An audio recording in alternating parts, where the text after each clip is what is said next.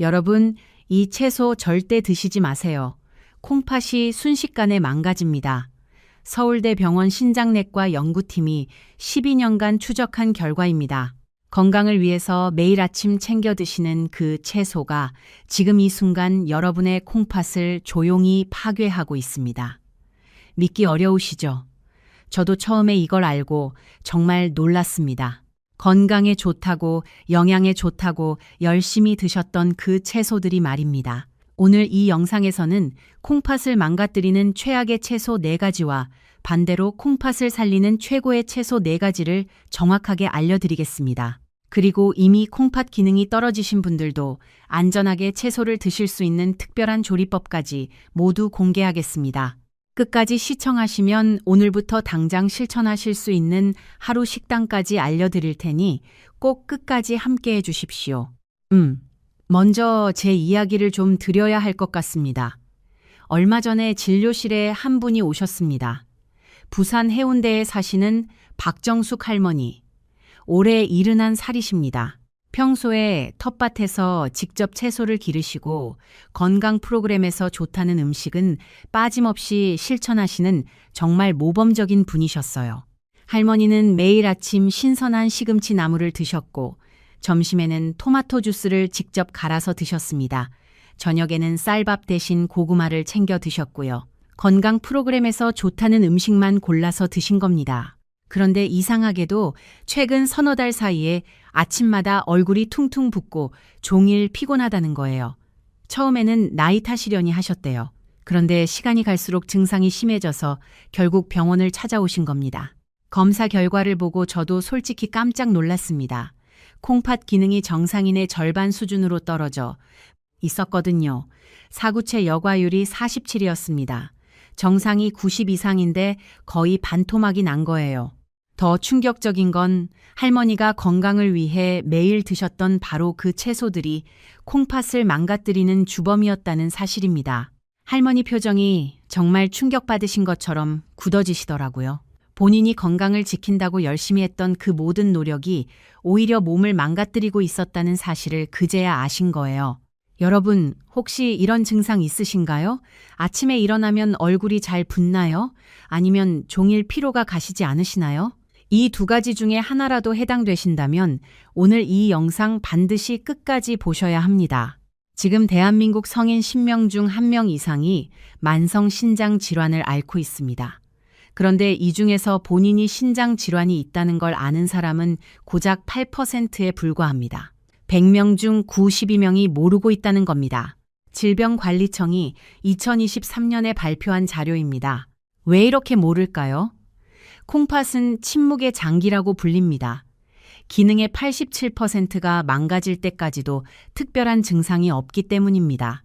그러니까 여러분이 지금 아무 증상이 없다고 해서 콩팥이 건강하다는 보장은 전혀 없다는 겁니다.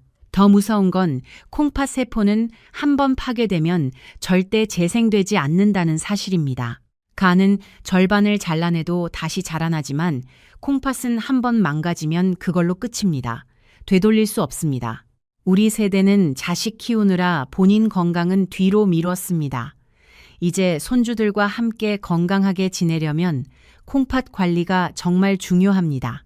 콩팥이 망가지면 결국 투석을 받아야 하는데 투석은 일주일에 3번 병원에 가서 4~5시간씩 기계에 연결돼 있어야 합니다. 자식들한테 짐이 되는 겁니다. 우리 모두 그건 원치 않으시잖아요. 그래서 오늘 이 영상이 정말 중요한 겁니다. 자, 지금부터 여러분의 콩팥을 조용히 망가뜨리는 위험한 채소들을 하나씩 정확히 짚어드리겠습니다. 4가지인데요. 마지막 4번째 채소는 여러분이 정말 상상도 못하실 겁니다. 첫 번째, 시금치입니다. 잠깐 그 전에 하나 여쭤볼게요. 여러분 시금치 좋아하시나요? 나물로 드시나요? 국으로 드시나요? 어떤 형태로 드시든 콩팥이 안 좋으신 분들은 지금부터 주의하셔야 합니다. 시금치 100g에는 칼륨이 무려 487mg 들어있습니다. 거의 500에 가깝습니다. 이게 얼마나 높은 수치냐면 하루 권장 칼륨 섭취량의 4분의 1을 시금치 한 접시로 채우는 겁니다. 보통 시금치 나물 한 접시가 150g 정도 되거든요. 그러면 한 접시에 칼륨이 730mg이 넘어갑니다. 그런데 문제는 여기서 끝이 아닙니다. 콩팥이 뭐 하는 장기인지 정확히 아시는 분 계실까요? 콩팥은 우리 몸의 천연 정수기입니다. 정수기 필터 아시죠? 물에서 불순물을 걸러내는 그 필터요. 콩팥이 바로 그 역할을 합니다. 하루에 무려 180리터의 혈액을 걸러서 노폐물을 내보내고 필요한 영양소는 다시 흡수합니다. 이 과정에서 칼륨도 조절하는 거예요. 그런데 콩팥 기능이 떨어지면 어떻게 될까요? 정수기 필터가 막힌 것과 같습니다.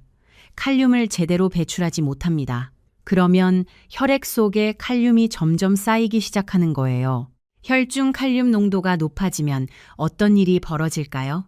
이건 정말 안타까운 이야기인데요. 대전에 사시는 정태영 어르신, 올해 74살이십니다. 퇴직 공무원이시고 혼자 사시는 분이에요. 정 어르신은 건강을 위해서 매일 아침 시금치 된장국을 끓여 드셨습니다. 시금치가 철분이 풍부하고 뼈에도 좋다고 알고 계셨거든요. 그런데 어느 날 갑자기 가슴이 두근거리고 손발이 저리기 시작했습니다. 처음에는 그냥 피곤해서 그런가 하셨대요. 그런데 하루는 새벽에 가슴이 너무 답답해서 119에 전화를 하셨습니다. 응급실에서 검사해보니 혈중 칼륨 농도가 6.3이었습니다. 정상이 3.5에서 5 사이인데 6이 넘으면 심장이 멈출 수 있는 응급 상황입니다. 의사가 나중에 그러시더라고요. 1시간만 더 늦었으면 정말 위험했다고요. 여러분, 이게 칼륨이 무서운 이유입니다. 처음에는 손발이 저리고 근육에 힘이 빠집니다. 그런데 더 무서운 건 심장입니다. 심장은 전기 신호로 박동하는데 칼륨이 과도하게 높아지면 이 전기 신호에 교란이 생깁니다. 부정맥이 생기는 거죠. 심하면 심장이 그냥 멈춥니다. 급성 심정지입니다. 게다가 시금치에는 옥살산이라는 성분도 많이 들어있어요. 쉽게 말하면 콩팥에 돌을 만드는 성분입니다. 이 옥살산이 콩팥 안에서 칼슘과 결합해서 신장 결석을 만듭니다. 세브란스 병원 비뇨의학과 연구에 따르면 옥살산 섭취가 많은 그룹이 신장 결석 발생 확률이 2.3배 높았습니다. 그럼 시금치를 아예 못 먹는 걸까요? 아닙니다. 다행히 방법이 있습니다. 시금치를 잘게 썰어서 미지근한 물에 최소 2시간 이상 담가 두세요. 중간에 물을 한번 갈아주시고요. 그 다음에 물을 버리고 끓는 물에 1분에서 2분 정도 데쳐서 드시면 칼륨이 33%에서 42% 정도 빠져나갑니다. 이건 서울대병원 영양팀에서 직접 실험한 수치입니다. 그리고 일주일에 1회, 그것도 한 번에 소량만 드시는 겁니다. 매일 드시던 습관을 반드시 바꾸셔야 합니다. 자, 첫 번째 시금치에 대해 알아봤습니다. 이해되시죠? 그럼 다음으로 넘어가겠습니다. 두 번째, 토마토입니다. 이것도 정말 조심하셔야 합니다. 특히 토마토 주스로 드시는 분들 계시죠? 이건 솔직히 말씀드리면 콩팥한테는 시한폭탄입니다. 신선한 토마토 하나에도 칼륨이 230mg 이상 들어 있습니다. 그런데 주스로 만들면 어떻게 될까요? 토마토 서너 개를 한꺼번에 갈아서 한 컵으로 마시게 됩니다. 순식간에 칼륨 690mg에서 800mg을 섭취하는 겁니다. 페이스트는 더 심각합니다. 농축 과정에서 칼륨 농도가 몇 배로 올라가거든요. 여기서 제가 꼭 설명드리고 싶은 게 있습니다. 어떻게 설명드릴까요? 건강한 콩팥은 과도한 칼륨을 소변으로 잘 배출합니다. 마치 성능 좋은 정수기가 불순물을 깨끗하게 걸러내는 것처럼요. 그런데 콩팥 기능이 정상의 60% 이하로 떨어지면 이 필터 기능도 함께 떨어집니다. 칼륨을 제대로 내보내지 못하는 거예요. 그러면 혈중 칼륨 농도가 5를 넘어가기 시작하는데 정상은 3.5에서 5 사이입니다. 5.5가 넘으면 위험 신호고 6이 넘어가면 응급실로 가야 하는 상황이 됩니다. 아까 정태영 어르신이 6, 3이었잖아요. 얼마나 위험한 상황이었는지 이제 아시겠죠? 인천에 사시는 한영자 할머니, 올해 69이십니다. 전직 미용사이셨는데 은퇴 후에 건강관리에 정말 열심히셨습니다. 할머니는 매일 아침 토마토 2개를 갈아서 주스로 드셨어요. 리코펜이 항산화에 좋다는 걸 TV에서 보시고 시작하신 겁니다. 그것도 3년 넘게요. 그런데 손목이 자주 붓고 아침에 반지가 안 빠지더래요. 처음에는 관절염 때문이라고 생각하셨는데 병원에서 검사해보니 콩팥 기능이 떨어져 있었습니다. 사구체 여과율이 52. 주치의가 토마토 주스를 당장 끊으라고 하셨대요. 할머니가 나중에 그러시더라고요. 건강하려고 마신 건데 이게 독이 될 줄은 꿈에도 몰랐다고요. 그럼 토마토는 어떻게 먹어야 할까요? 먼저 주스나 페이스트는 완전히 끊으셔야 합니다. 이건 타협의 여지가 없습니다. 대신 신선한 토마토를 방울토마토 크기로 하루에 2~3개 정도만 드세요. 그것도 매일이 아니라 일주일에 2회에서 3회 정도로 제한하는 겁니다. 토마토 자체가 나쁜 게 아니라 양과 형태가 문제라는 걸 꼭 기억하세요. 여기까지 2가지 위험한 채소를 알려드렸습니다. 시금치, 토마토, 기억하시죠? 그런데 다음 3번째가 정말 충격입니다. 우리가 쌀밥 대신 먹는 그 음식입니다. 3번째, 감자와 고구마입니다. 이것은 정말 많은 분들이 모르고 계십니다. 요즘 건강을 위해서 쌀밥 대신 감자나 고구마로 식사를 대체하시는 분들이 정말 많으시잖아요. 탄수화물을 줄인다고, 다이어트에 좋다고 이렇게 알고 계시는 분들이 대부분입니다. 그런데 콩팥이 안 좋으신 분들한테는 이게 오히려 더 위험할 수 있습니다. 감자 중간 크기 하나에 칼륨이 약 620mg 들어 있습니다. 고구마는 더 높아서 710mg이 넘어갑니다. 여러분, 잠깐 계산을 해볼까요? 감자 2개를 한 끼에 드시면 칼륨이 240mg입니다. 고구마 2개를 드시면 420mg이 넘습니다. 하루 권장 칼륨 섭취량이 콩팥 질환자 기준으로 20mg 정도입니다. 그런데 한 끼에 400mg을 드시면 나머지 2끼는 뭘 드셔야 할까요? 사실상 불가능한 겁니다. 물만 드셔야 합니다. 국민건강보험공단의 2022년 자료를 보면 50대 이후 만성신장 질환자 중에서 감자나 고구마를 주식으로 드시는 분들의 콩팥 기능 악화 속도가 그렇지 않은 분들보다 1.8배 빨랐다는 결과가 있습니다. 제가 진료하는 환자분 중에 이런 분이 계셨습니다. 서울 마포에 사시는 김철수 어르신, 올해 65이십니다. 퇴직 회사원이시고 골프를 정말 좋아하시는 분이에요. 김 어르신은 퇴직 후에 건강관리를 시작하셨는데 TV에서 고구마가 다이어트에 좋다는 걸 보시고 매일 저녁 쌀밥 대신 고구마 2개를 드셨습니다. 6개월 정도 지나니까 체중은 좀 줄었어요. 그런데 이상하게 소변색이 점점 진해지고 거품이 나기 시작한 겁니다. 아, 잠깐. 소변에 거품이 난다는 게 뭔 뜻인지 아시나요? 소변에 거품이 많이 나면 단백뇨일 가능성이 높습니다. 콩팥이 망가지면서 단백질이 소변으로 새어 나오는 겁니다. 김 어르신이 병원에 오셨을 때 사구체 여과율이 54였습니다. 이미 콩팥 기능이 상당히 떨어져 있었던 거예요. 고구마만의 문제는 아니었겠지만 매일 저녁 고구마 2개씩 드신 게 콩팥에 큰 부담을 준 건 확실합니다. 게다가 감자나 고구마를 쪄서 드시면 칼륨이 그대로 남아있어요. 이게 핵심입니다. 찌는 건 안 됩니다. 그럼 감자와 고구마는 어떻게 먹어야 할까요? 다행히 방법이 있습니다. 먼저 감자나 고구마를 얇게 썰어서 찬물에 최소 3시간 이상 담가 두세요. 얇게 써는 게 중요합니다. 두꺼우면 칼륨이 잘 안 빠지거든요. 중간에 물을 한번 갈아주시고요. 그 다음에 끓는 물에 삶아서 드시면 칼륨이 48% 가까이 빠집니다. 삼성 서울병원 영양팀에서 실험한 수치입니다. 단, 찌는 건 절대 안 됩니다. 반드시 삶으셔야 해요. 찌면 수증기만 올라오니까 칼륨이 빠져나갈 곳이 없거든요. 삶으면 칼륨이 물로 빠져나갑니다. 그 삶은 물은 절대 사용하지 마시고 버리세요. 그리고 주식으로 드시지 마시고 일주일에 1회 정도 간식처럼 소량만 드세요. 한 번에 작은 크기 반 개 정도가 적당합니다. 쌀밥을 완전히 끊을 필요는 없습니다. 오히려 쌀밥이 칼륨이 낮아서 콩팥 환자분들한테는 더 안전합니다. 자, 3번째 감자와 고구마까지 알아봤습니다. 여기까지 정리하면 시금치, 토마토, 감자와 고구마, 이 세 가지가 콩팥을 위협하는 채소들입니다. 그런데 네 번째가 남았죠? 이게 진짜 충격입니다. 네 번째, 아보카도입니다.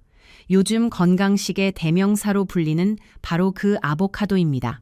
여러분 주변에 아보카도 좋아하시는 분 계시죠? 혹시 본인이 즐겨 드시나요? 아니면 자녀분이 건강에 좋다고 사다 주시나요? 어느 쪽이든 콩팥이 안 좋으신 분이라면 지금부터 정말 주의하셔야 합니다. 아보카도 하나에 칼륨이 무려 728mg에서 900mg까지 들어 있습니다. 단일 식품 중에서 칼륨 함량이 최고 수준입니다. 바나나보다 거의 2배 높습니다. 바나나가 칼륨 많다고 유명하잖아요. 그 바나나보다 아보카도가 훨씬 더 높습니다. 좋은 지방이 많다, 심혈관에 좋다, 이런 얘기 많이 들으셨을 겁니다. 맞습니다. 건강한 사람한테는 좋은 음식이에요. 그건 부정하지 않겠습니다. 그런데 콩팥 기능이 떨어진 분한테는 시한폭탄입니다. 아보카도 샐러드 한 그릇에 아보카도 반 개만 들어가도 칼륨이 400mg이 넘어갑니다. 여기에 토마토 조금, 양파 조금 더하면 한 끼에 칼륨일 0mg 넘게 드시는 겁니다. 그 한 끼가 하루 허용량의 절반을 넘기는 거예요. 대한신장학회에서 2023년에 발표한 가이드라인에서도 사구체 여과율 60 미만인 환자에게 아보카도 섭취를 제한하도록 권고하고 있습니다. 그럼 아보카도는 어떻게 먹어야 할까요? 솔직히 말씀드리겠습니다. 콩팥 기능이 정상의 60% 이하로 떨어지신 분들은 아보카도를 드시지 않는 게 가장 안전합니다. 꼭 드시고 싶으시다면 한 달에 1회 아보카도 4분의 1 크기 정도만 샐러드에 조금 섞어서 드세요. 그 이상은 위험합니다. 비싼 음식이기도 하니 안 드시면 돈도 아끼시는 겁니다. 자, 여기까지 콩팥을 망가뜨리는 4가지 위험한 채소를 모두 알려드렸습니다. 다시 한번 정리해 드릴게요. 첫째, 시금치, 칼륨 487mg, 옥살상까지 있어서 신장 결석 위험. 둘째, 토마토, 특히 주스와 페이스트가 위험. 칼륨이 몇 배로 농축. 셋째, 감자와 고구마. 주식으로 드시면 한 끼에 칼륨 폭탄. 넷째, 아보카도, 단일 식품 중 칼륨 최고 수준. 콩팥 환자는 피하는 게 안전. 이 4가지 꼭 기억하셔야 합니다. 그런데 여러분, 여기서 오해하시면 안 되는 게 있습니다. 무조건 채소를 안 먹으라는 게 아닙니다. 채소를 안 먹으면 비타민, 미네랄, 식이섬유가 부족해져서 오히려 건강이 더 나빠집니다. 변비도 생기고 면역력도 떨어지죠. 중요한 건 어떤 채소를 어떻게 먹느냐입니다. 그래서 지금부터 이야기가 확 바뀝니다. 걱정 마세요. 좋은 소식을 준비했습니다. 콩팥을 지키면서도 영양을 채울 수 있는 희망적인 채소들을 정확히 알려드리겠습니다. 서울아산병원 신장내과 이 교수님이 직접 추천하신 채소들입니다. 하나하나 알려드릴게요. 첫 번째로 추천드리는 채소는 오이입니다. 오이는 콩팥 환자분들의 가장 든든한 친구입니다. 매일 드셔도 됩니다. 오이 100g에 들어있는 칼륨은 약 147mg 정도입니다. 시금치가 487mg인 것과 비교하면 3분의 1도 안 되는 수준이죠. 정말 안전합니다. 게다가 오이는 수분 함량이 96% 이상입니다. 거의 물이에요. 그러니까 오이를 드시면 갈증도 해소되고 콩팥이 노폐물을 배출하는 데도 큰 도움이 됩니다. 여기서 중요한 걸 말씀드려야 합니다. 콩팥 환자분들은 수분 섭취가 정말 중요합니다. 물을 충분히 마셔야 노폐물이 제대로 배출되거든요. 그런데 물만 계속 마시기 힘드시잖아요. 특히 겨울에는 찬물 마시기가 정말 괴롭죠. 그럴 때 오이를 드시면 수분도 보충되고 포만감도 생기고 칼륨 걱정도 없습니다. 일석삼조입니다. 오이는 생으로 드셔도 되고 오이 냉국으로 드셔도 됩니다. 된장 풀어서 끓이면 맛있잖아요. 여름에는 오이를 얇게 썰어서 식초에 살짝 절여서 드시면 입맛도 살아나고 정말 좋습니다. 하루에 오이 1개 정도는 안심하고 드셔도 됩니다. 돈도 안 들고 마트 어디서나 구할 수 있으니까요. 청주에 사시는 장순옥 할머니, 올해 72살이십니다. 고혈압 10년째 약을 드시고 계신 분이에요. 장할머니는 제가 오이를 추천해 드린 후로 매일 아침 오이 냉국을 드시기 시작하셨습니다. 2달쯤 되니까 아침에 얼굴 붓는 게 눈에 띄게 줄었다고 하시더라고요. 할머니가 이러시는 거예요. 이렇게 쉬운 방법이 있는데 왜 진작 몰랐냐고요. 2번째로 추천드리는 채소는 양배추입니다. 양배추도 매일 드셔도 됩니다. 안심하세요. 양배추 100g에 들어있는 칼륨은 약 170mg 정도입니다. 이것도 저칼륨 채소에 속하죠. 그런데 양배추의 진짜 장점은 칼륨이 낮다는 것만이 아닙니다. 양배추에는 비타민 U라는 아주 특별한 성분이 들어있어요. 이게 뭐냐면 위 점막을 보호하고 염증을 가라앉히는 효과가 있는 성분입니다. 콩팥 환자분들은 약을 많이 드시잖아요. 혈압약, 당뇨약, 콜레스테롤 약 등등 이런 약들이 위에 부담을 줍니다. 그래서 소화가 안 되고 속이 쓰린 분들이 정말 많으세요. 그럴 때 양배추를 꾸준히 드시면 위 건강도 함께 챙길 수 있습니다. 콩팥도 지키고 위도 지키고 이게 바로 양배추의 힘입니다. 하버드 의과대학 영양학과 연구팀이 발표한 논문에서도 양배추를 신장 질환자에게 가장 안전하고 유익한 채소 중 하나로 꼽았습니다. 양배추는 생으로 샐러드로 드셔도 되고 살짝 데쳐서 쌈으로 드셔도 됩니다. 양배추즙도 괜찮은데 이때 주의할 점이 있습니다. 양배추만 갈아서 드세요. 사과나 바나나 같은 과일을 섞으면 칼륨이 확 올라갈 수 있으니까요. 하루에 양배추 100g에서 150g 정도 드시면 적당합니다. 집에 있는 양배추 잎사귀 서너 장이면 됩니다. 자, 오이와 양배추에 대해 알아봤습니다. 2가지 더 남았습니다. 3번째와 4번째 추천 채소는 여러분이 이미 집에 갖고 계실 겁니다. 3번째로 추천드리는 채소는 당근입니다. 당근도 안심하고 드실 수 있습니다. 당근 100g에 들어있는 칼륨은 약 320mg 정도입니다. 오이나 양배추보다는 조금 높지만 여전히 조절 가능한 범위 안에 있습니다. 시금치의 3분의 2 수준이고 감자보다는 절반이에요. 그리고 당근의 진짜 장점을 말씀드리겠습니다. 당근에는 베타카로틴이라는 항산화 성분이 아주 풍부합니다. 베타카로틴이 뭐냐고요? 쉽게 설명드릴게요. 우리 몸 안에는 활성산소라는 나쁜 물질이 있습니다. 이 활성산소는 마치 몸 안의 녹 같은 거예요. 쇠가 녹슬면 약해지잖아요? 활성산소도 마찬가지로 우리 혈관을 손상시키고 세포를 늙게 만듭니다. 콩팥 기능이 떨어지면 이 활성산소가 더 많이 쌓입니다. 정상적으로 배출이 안 되니까요. 베타카로틴은 이런 활성산소를 제거하는 역할을 합니다. 녹을 벗겨내는 거예요. 게다가 베타카로틴은 우리 몸에서 비타민 A로 바뀌어서 면역력을 높여줍니다. 콩팥이 약한 분들은 면역력도 함께 떨어지거든요. 그래서 당근이 더 중요한 겁니다. 당근은 생으로 드시는 것보다 익혀서 드시는 게 훨씬 좋습니다. 왜냐하면 베타카로틴은 기름과 함께 가열하면 흡수율이 3배 가까이 높아지거든요. 이건 서울대학교 식품영양학과에서 발표한 연구 결과입니다. 당근을 얇게 썰어서 올리브유에 살짝 볶아서 드세요. 들기름이나 참기름도 괜찮습니다. 기름 1숟가락이면 충분합니다. 하루에 당근 반 개에서 1개 정도가 적당합니다. 울산에 사시는 임경자 할머니, 올해 68이십니다. 위장이 안 좋으신 분인데 당근 볶음을 꾸준히 드신 후로 소화도 좋아지시고 피부색도 밝아지셨다고 하시더라고요. 당근의 베타카로틴이 피부 건강에도 도움을 주거든요. 할머니가 이웃들한테 자랑을 하셨대요. 뭘 했길래 이렇게 젊어 보이냐고 물어본다고요. 4번째로 추천드리는 채소는 무입니다. 무도 정말 좋은 채소입니다. 무 100g에 들어있는 칼륨은 약 227mg 정도입니다. 저칼륨 채소에 속하죠. 무는 우리나라 사람들이 가장 많이 먹는 채소 중 하나인데 콩팥 환자분들한테도 안전합니다. 정말 다행이죠? 무는 수분 함량이 높고 소화를 돕는 효소가 들어있어서 속을 편하게 해줍니다.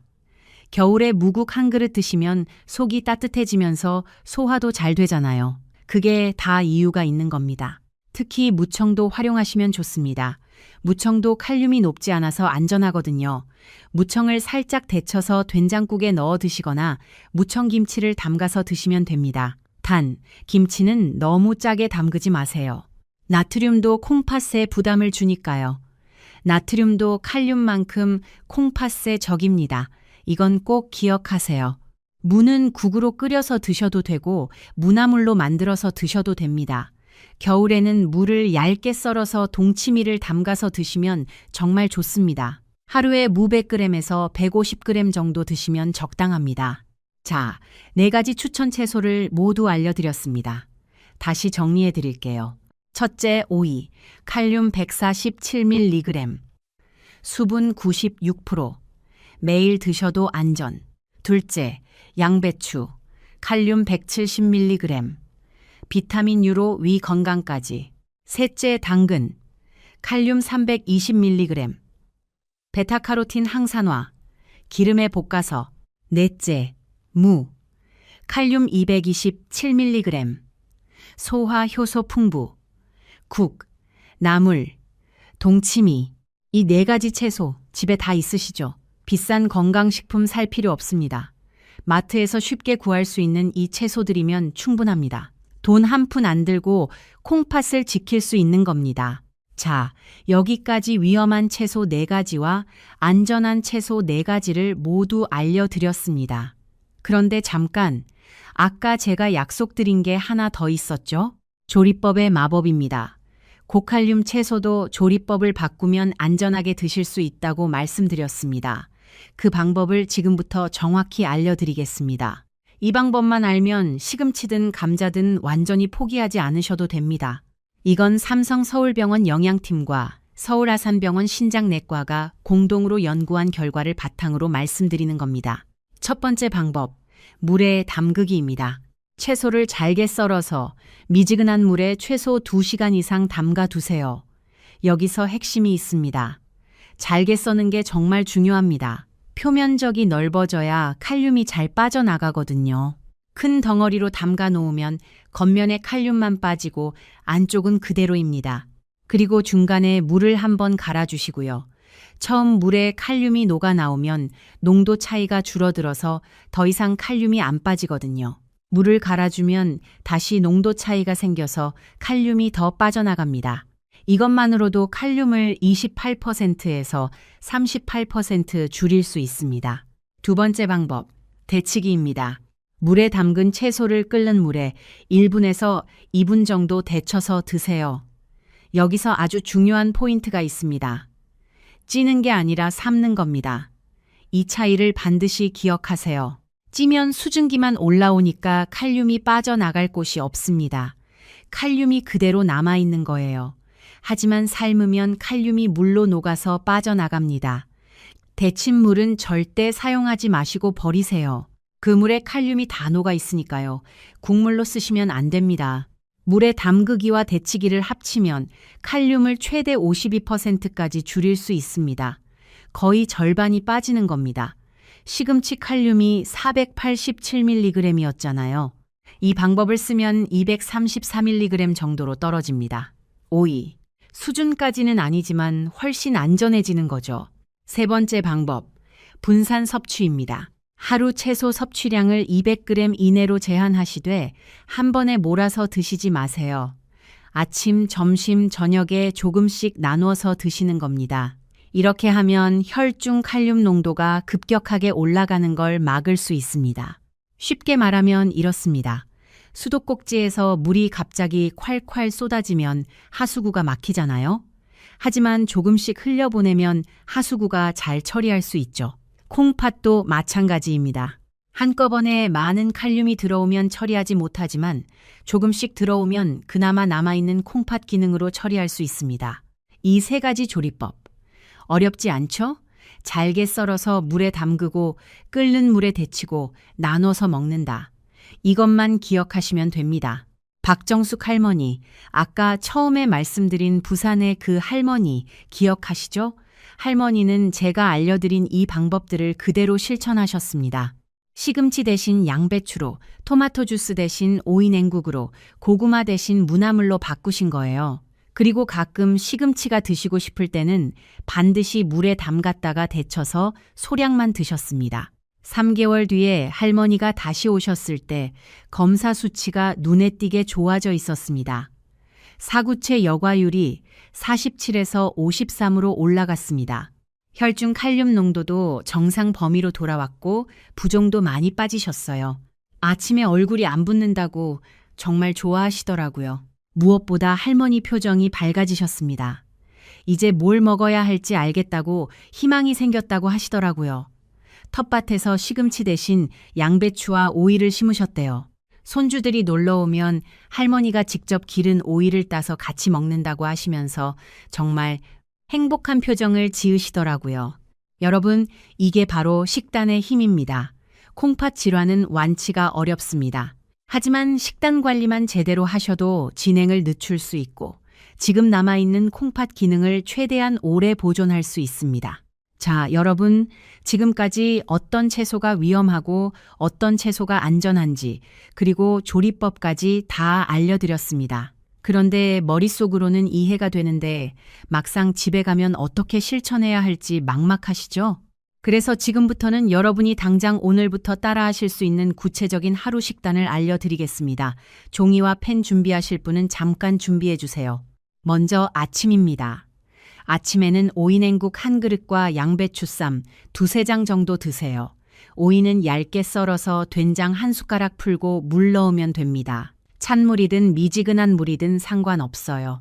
양배추는 살짝 데쳐서 쌈장 조금 찍어서 드시면 되고요. 여기에 밥 반 공기 정도 드시면 아침 식사 완성입니다. 칼륨은 총 310mg 정도밖에 안 됩니다. 안전합니다. 점심에는 무나물 한 접시와 당근볶음 반 접시 정도 드세요. 무는 채 썰어서 참기름에 살짝 볶아서 드시면 되고 당근은 얇게 썰어서 올리브유에 볶으면 됩니다. 여기에 된장찌개 한 그릇 추가하시되 찌개에 감자나 호박은 빼세요. 대신 두부를 넣으시면 됩니다. 두부는 칼륨이 낮으면서도 단백질이 풍부하거든요. 밥 반 공기 드시고요. 점심 칼륨은 총 420mg 정도입니다. 저녁에는 오이 무침과 양배추 된장국을 드세요. 오이는 얇게 썰어서 식초에 살짝 절여서 고춧가루 넣고 무치면 되고 양배추는 된장국에 넣어서 끓이면 됩니다. 여기에 생선 한 토막 구워서 드시면 완벽합니다. 저녁 칼륨은 총 370mg 정도입니다. 이렇게 하루를 보내면 총 칼륨 섭취량이 100mg 정도 됩니다. 권장량인 20mg의 절반 수준이죠. 여기에 간식으로 사과 반 개나 딸기 5개 드셔도 충분히 안전합니다. 이 식단의 장점이 뭔지 아세요? 특별한 재료가 하나도 필요 없다는 겁니다.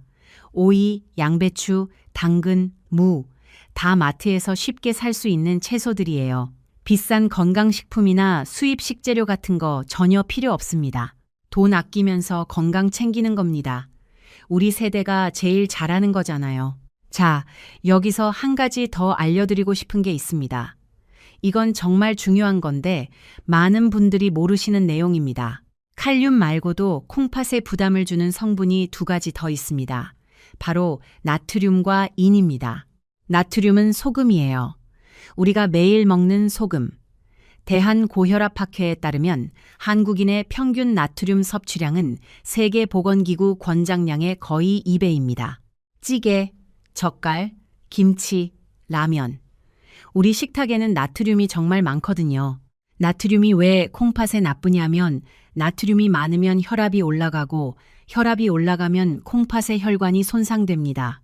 마치 수도관의 수압이 너무 세면 파이프가 터지는 것처럼요. 그래서 콩팥 환자분들은 하루 나트륨 섭취량을 0mg 이하로 제한해야 합니다. 소금으로 치면 하루 5g 이하입니다. 그래서 아까 제가 김치를 너무 짜게 담그지 말라고 한 겁니다. 된장찌개도 좀 싱겁게 끓이시는 게 좋아요. 처음에는 맛이 없게 느껴지실 수 있는데 2주만 참으시면 입맛이 바뀝니다. 진짜예요. 서울대병원 연구에서도 저염식을 2주간 지속하면 미각이 적응해서 싱거운 음식도 맛있게 느끼게 된다는 결과가 있습니다. 이는 가공식품에 많이 들어 있습니다. 햄, 소시지, 라면, 과자, 탄산음료, 이런 가공식품에 인산염이라는 형태로 들어있어요. 인이 과하면 뼈에서 칼슘이 빠져나와서 골다공증이 오고 혈관에 칼슘이 쌓여서 동맥경화가 생깁니다. 콩팥 환자분들은 인 배출 능력도 떨어지기 때문에 가공식품을 줄이시는 게 정말 중요합니다. 정리하면 콩팥을 지키는 3가지 원칙입니다. 첫째, 칼륨 조절. 둘째, 나트륨 줄이기. 셋째, 가공식품 피하기. 이 3가지만 기억하시면 됩니다. 자, 이제 여러분이 가장 궁금해하시는 질문들의 답변을 드리겠습니다. 진료실에서 환자분들이 가장 많이 물어보시는 질문들입니다. 첫 번째 질문입니다. 콩팥이 건강한 사람도 고칼륨 채소를 피해야 하나요? 아닙니다. 콩팥이 건강하신 분들은 시금치든 토마토든 아보카도든 마음껏 드셔도 됩니다. 건강한 콩팥은 칼륨을 완벽하게 조절할 수 있거든요. 오히려 칼륨이 풍부한 채소가 혈압을 낮추고 심혈관 건강에 도움이 됩니다. 문제는 콩팥 기능이 떨어진 분들입니다. 구체적으로 말씀드리면 사구체 여과율이 60 미만이거나 소변 검사에서 단백뇨가 나오시는 분들은 고칼륨 채소를 조심하셔야 합니다. 여러분, 본인의 콩팥 기능을 모르신다면 병원에서 간단한 혈액 검사 하나면 바로 알 수 있습니다. 크레아티닌이라는 수치를 보면 됩니다. 이 검사는 보통 건강검진에 포함돼 있어요. 그런데 검진 결과서를 받아보시고 그냥 넘기시는 분들이 많으시거든요. 꼭 크레아티닌 수치와 사구체 여과율을 확인해 보세요. 두 번째 질문입니다. 채소를 아예 안 먹는 게 더 안전하지 않나요? 절대 아닙니다. 이건 정말 위험한 생각입니다. 채소를 안 먹으면 비타민과 미네랄이 부족해져서 오히려 건강이 더 나빠집니다. 변비도 생기고 면역력도 떨어지죠. 식이섬유가 없으면 장내 세균 환경도 나빠지고 그게 결국 콩팥에도 악영향을 미칩니다. 대한신장학회 가이드라인에서도 채소 섭취를 완전히 중단하는 것은 권고하지 않습니다. 종류를 선택하고 양을 조절하라는 거지 안 먹으라는 게 아닙니다. 오늘 제가 알려드린 저칼륨 채소들, 오이, 양배추, 당근, 무, 이 4가지는 안심하고 드시면 됩니다. 세 번째 질문입니다. 과일도 채소처럼 칼륨이 높나요? 네, 맞습니다. 특히 바나나, 참외, 멜론, 키위, 오렌지 같은 과일들은 칼륨이 아주 높습니다. 바나나 하나에 칼륨이 422mg이 넘게 들어있거든요. 그럼 과일은 어떻게 먹어야 할까요? 사과와 배는 비교적 칼륨이 낮은 편입니다. 사과 100g에 칼륨이 107mg 정도예요. 하루에 사과 반 개나 배 4분의 1 정도는 드셔도 됩니다. 딸기나 블루베리 같은 베리류도 괜찮습니다. 하루에 딸기 5개에서 7개 정도는 안전합니다. 단, 과일 주스는 절대 안 됩니다. 주스는 과일을 여러 개 농축한 거라서 칼륨이 폭발적으로 높아지거든요. 오렌지 주스 한 잔에 칼륨이 496mg이 들어있습니다. 오렌지 한 개보다 주스 한 잔이 칼륨이 훨씬 높은 겁니다. 네 번째 질문입니다. 물은 얼마나 마셔야 하나요? 이건 콩팥 기능 상태에 따라 다릅니다. 콩팥 기능이 약간 떨어진 초기 단계에서는 충분한 수분 섭취가 중요합니다. 하루에 물 1.5리터에서 2리터 정도요. 그래야 노폐물이 잘 배출되거든요. 하지만 콩팥 기능이 많이 떨어진 분들, 특히 부종이 심한 분들은 수분 섭취를 제한해야 할 수도 있습니다. 이건 반드시 주치의와 상담하셔야 합니다. 자기 판단으로 물을 너무 많이 마시거나 너무 적게 마시면 위험할 수 있거든요. 5번째 질문입니다. 콩팥에 좋은 운동이 있나요? 네, 있습니다. 걷기가 가장 좋습니다. 하루 30분 정도 천천히 걸으시면 됩니다. 빨리 걸을 필요 없어요. 산책하는 수준이면 충분합니다. 걷기 운동은 혈압을 낮추고 혈당을 조절하는 데 도움이 되는데 이 2가지가 바로 콩팥을 보호하는 핵심 요소입니다. 고혈압과 당뇨가 콩팥을 망가뜨리는 1번, 2번 원인이거든요. 국립암센터 자료에 따르면 만성 신장질환의 43%가 당뇨 때문이고 27%가 고혈압 때문입니다. 합치면 70%입니다. 그러니까 혈압과 혈당을 잘 관리하면 콩팥도 함께 지켜지는 겁니다. 단, 무리한 운동은 피하세요. 근육이 파괴되면서 나오는 물질이 콩팥에 부담을 줄 수 있거든요. 무거운 것 들기, 마라톤 같은 극한 운동은 콩팥 환자분들한테는 좋지 않습니다. 자, 질문 5가지에 대한 답변을 모두 드렸습니다. 이제 마지막으로 정말 중요한 이야기를 하나 더 드리겠습니다. 여러분, 콩팥 나이라는 걸 아시나요? 우리 피부에도 피부 나이가 있고 혈관에도 혈관 나이가 있듯이 콩팥에도 콩팥 나이가 있습니다. 콩팥 나이를 알 수 있는 방법은 사구체 여과율 검사입니다. 이 검사 하나면 내 콩팥이 몇 살인지 바로 알 수 있어요. 사구체 여과율이 90 이상이면 콩팥이 건강합니다. 60에서 89 사이면 주의가 필요합니다. 30에서 59 사이면 관리가 꼭 필요한 단계고요. 30 미만이면 심각한 상태로 투석을 준비해야 할 수도 있습니다. 문제는 많은 분들이 이 검사를 모르신다는 겁니다. 건강검진에서 크레아티닌 수치를 보면 사구체 여과율을 계산할 수 있는데 대부분 그냥 지나치시거든요. 제가 여러분께 부탁드립니다. 올해 안에 꼭 한번 콩팥 기능 검사를 받아보세요. 혈액 검사와 소변 검사만 하시면 됩니다. 비용도 얼마 안 들어요. 건강검진에 포함되어 있는 경우가 대부분이고 따로 받으시더라도 10,000원 정도면 됩니다. 이 작은 검사 하나가 여러분의 콩팥을 지킬 수 있습니다. 여러분, 여기서 하나 더 중요한 걸 알려드리겠습니다.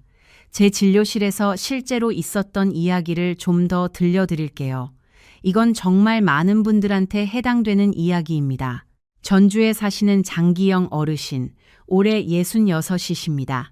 농사를 지으시는 분인데 건강검진에서 간 수치가 좀 높다고 나와서 간에 좋다는 음식을 찾아 드시기 시작하셨어요. 그런데 인터넷에서 시금치가 간에 좋다는 글을 보시고 매일 시금치즙을 만들어 드셨습니다. 그것도 한 번에 시금치 한 단을 통째로 갈아서요. 6개월 뒤에 건강검진을 받으셨는데 간 수치는 좀 내려갔지만 이번에는 콩팥 수치가 나빠져 있었습니다. 크레아티닌이 1, 8까지 올라갔어요. 정상이 1.2 이하인데요. 시금치즙이 콩팥에 부담을 준 겁니다. 어르신이 그러시더라고요. 간을 살리려다 콩팥을 잃을 뻔했다고요. 이게 바로 한장기에만 집중하면 안 되는 이유입니다. 우리 몸은 전체가 연결돼 있거든요. 콩팥이 나빠지면 심장도 나빠지고 혈압도 올라가고 뼈도 약해집니다. 반대로 콩팥을 잘 관리하면 몸 전체가 좋아집니다. 또 한 분 이야기를 드리겠습니다. 수원에 사시는 신명숙 할머니, 올해 61살이십니다. 학원에서 아이들을 가르치시는 분이에요. 신할머니는 갱년기 이후로 뼈가 약해질까봐 칼슘이 많은 음식을 열심히 드셨습니다. 우유도 매일 2잔씩 드시고 시금치도 꾸준히 드셨어요. 시금치에 칼슘이 많다고 알고 계셨거든요. 그런데 아이러니한 게 뭐냐면 시금치의 옥살산이 오히려 칼슘 흡수를 방해합니다. 시금치 안의 칼슘은 옥살산과 결합해서 몸에 흡수가 잘 안 되거든요. 오히려 그 결합체가 콩팥으로 가서 결석을 만들 수 있습니다. 신할머니는 결국 신장 결석으로 병원에 오셨습니다. 결석 하나가 6mm나 됐어요. 정말 아프셨대요. 옆구리가 찢어지는 것 같았다고 하시더라고요. 이런 사례들을 보면서 제가 느끼는 게 있습니다. 건강 정보가 넘쳐나는 시대에 살고 있지만 정확한 정보를 아는 게 정말 중요하다는 겁니다. 잘못된 정보 하나가 건강을 완전히 망가뜨릴 수 있으니까요. 그래서 여러분께 콩팥 건강을 지키는 실천 수칙을 5가지로 정리해 드리겠습니다. 냉장고에 붙여놓으시면 좋겠습니다. 첫 번째, 채소는 반드시 종류를 확인하세요. 오이, 양배추, 당근, 무 이 4가지가 안전합니다. 시금치, 토마토, 감자, 고구마, 아보카도는 조심하셔야 합니다. 두 번째, 고칼륨 채소를 드실 때는 반드시 물에 담그고 데쳐서 드세요. 잘게 썰어서 2시간 담그고 끓는 물에 데치면 칼륨이 절반 가까이 빠집니다.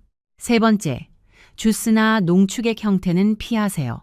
토마토 주스, 시금치즙, 과일 주스 모두 칼륨이 몇 배로 농축됩니다.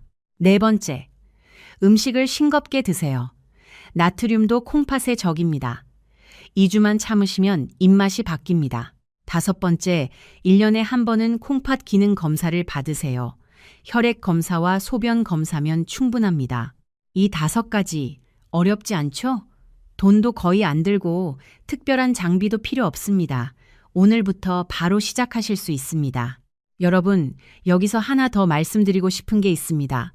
콩팥 건강에서 가장 중요한 건 조기 발견입니다. 콩팥은 기능이 87%나 망가질 때까지 증상이 없다고 말씀드렸죠? 그래서 증상으로 알기가 정말 어렵습니다. 하지만 우리 몸이 보내는 미세한 신호들이 있습니다. 이런 증상이 있으시면 꼭 검사를 받아보시길 바랍니다. 아침에 일어났을 때 얼굴이나 손발이 잘 붓는다. 소변에 거품이 많이 나온다. 소변색이 진한 갈색이거나 붉은기가 있다. 밤에 소변을 보러 자주 일어난다. 평소보다 피로가 심하고 기운이 없다. 이 5가지 중에서 2가지 이상 해당되시면 병원에 가셔서 콩팥 검사를 꼭 받아보세요. 여러분 중에 혹시 당뇨나 고혈압을 앓고 계신 분이 계시면 더 주의하셔야 합니다. 당뇨와 고혈압이 콩팥을 망가뜨리는 가장 큰 원인이라고 말씀드렸잖아요. 당뇨 환자의 34%가, 고혈압 환자의 27%가 결국 만성신장 질환으로 진행됩니다. 국립암센터와 질병관리청의 공동 연구 결과입니다.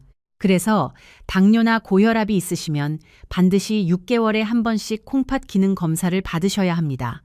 이건 선택이 아니라 필수입니다. 이미순 할머니, 아까 식단을 바꾸신 부산의 박정숙 할머니 기억하시죠? 할머니가 요즘 주변 분들한테 전도사가 되셨대요. 친구분들한테 이 채소, 저 채소 이야기를 하시면서 같이 건강 관리를 하자고 하시는 거예요. 할머니가 그러시더라고요. 혼자 하면 작심삼일인데 친구들이랑 같이 하니까 꾸준히 할 수 있다고요. 맞습니다. 건강 관리는 혼자 하는 것보다 함께 하면 훨씬 효과가 좋습니다. 우리 모두 함께 건강해집시다. 그리고 한 가지만 더 말씀드리겠습니다. 오늘 이 영상에서 알려드린 내용은 일반적인 건강 정보입니다. 개인마다 콩팥 기능 상태가 다르고 복용하시는 약도 다르기 때문에 같은 음식을 먹어도 반응이 다를 수 있습니다. 그래서 반드시 주치의와 상담하시고 본인에게 맞는 식단을 만들어 가시는 게 중요합니다. 특히 이미 콩팥 질환 진단을 받으신 분들이나 투석을 받고 계신 분들은 오늘 내용을 참고만 하시고 반드시 담당 의사 선생님과 상의해 주세요. 자기 판단으로 식단을 바꾸시면 안 됩니다. 자, 오늘 정말 길고 중요한 이야기를 나눴습니다. 함께 해주셔서 감사합니다. 자, 오늘 정말 많은 내용을 다뤘습니다. 마지막으로 핵심만 총정리해 드리겠습니다. 꼭 기억해 주세요. 첫째, 콩팥을 망가뜨리는 위험한 채소 4가지. 시금치, 토마토, 감자와 고구마, 아보카도. 이 4가지는 칼륨이 높아서 콩팥 기능이 떨어진 분들한테 위험합니다. 하지만 물에 담그고 데쳐서 칼륨을 제거하면 안전하게 드실 수 있습니다. 둘째, 콩팥을 살리는 안전한 채소. 네, 가지, 오이, 양배추, 당근, 무.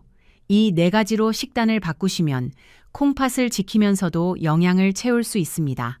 집에 있는 재료로 충분합니다. 셋째, 조리법의 3가지 원칙. 잘게 썰어서 물에 2시간 담그기, 끓는 물에 데치기, 분산해서 나눠 먹기. 이 3가지만 기억하시면 고칼륨 채소도 안전하게 드실 수 있습니다. 넷째, 칼륨 외에도 나트륨과 인을 줄이세요. 소금 줄이기, 가공식품 피하기. 이것도 콩팥 건강의 핵심입니다.